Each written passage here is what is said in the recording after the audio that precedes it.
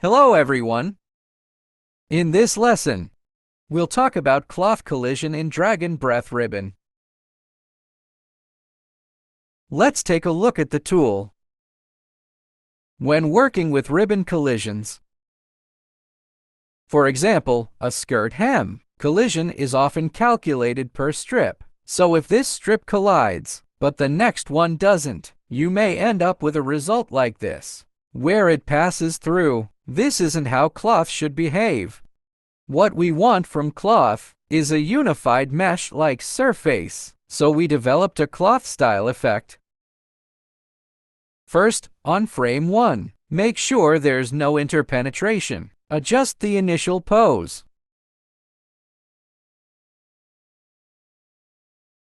For cloth solving, there are two requirements.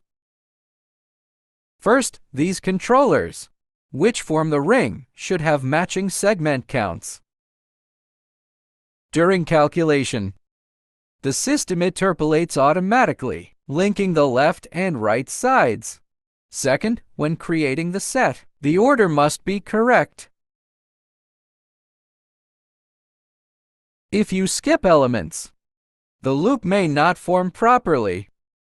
Once these conditions are met, and the initial pose has no collisions, you can run the solver.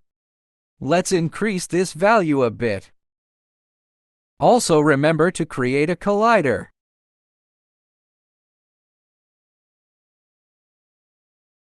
Parent it under the bone.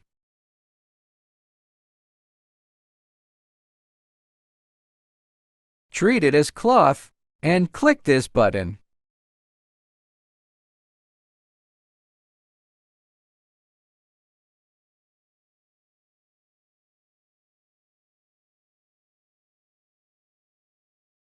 You can see the controller being affected by the capsule and pushed away. This might be too soft, so it hasn't settled yet. We can adjust it further.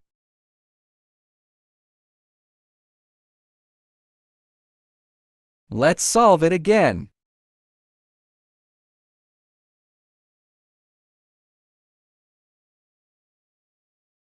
Did I click the wrong option?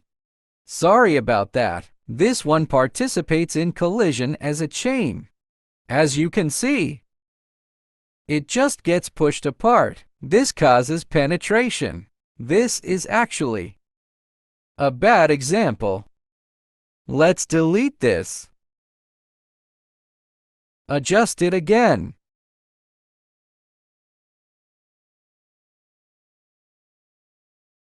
Now solve it as cloth.